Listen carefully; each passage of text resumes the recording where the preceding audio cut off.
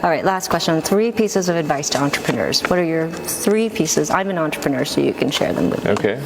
How would you advise me? Well,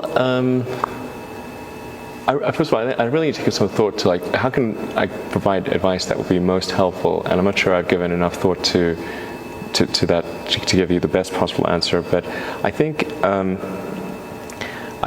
certainly being focused on something that you're confident will have high value to someone else, and just being really rigorous in making that assessment. Because people tend to, a natural human tendency is wishful thinking. So a challenge for entrepreneurs is to say, well, what's the difference between really believing in your ideals and sticking to them versus pursuing some unrealistic dream that doesn't actually have merit? And that is a really difficult thing to tell. Can you tell the difference between those two things? Right. You know? So you need to be sort of very rigorous in your self-analysis. I think certainly extremely tenacious, and then just work like hell. I mean, you just have to put in, 80 to 100-hour weeks every week.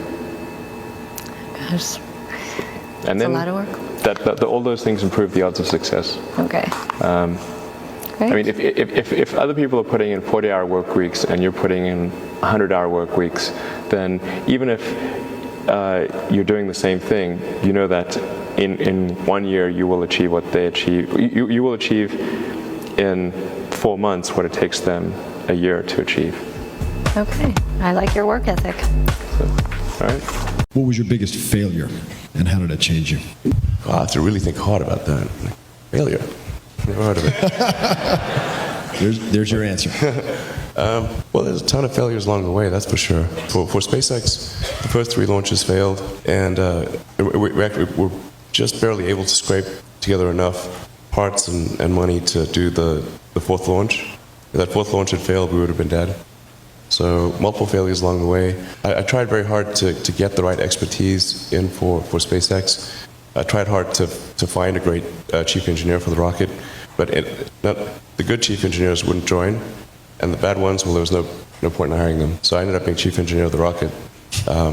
So if I could have found somebody better, then we would have maybe had less than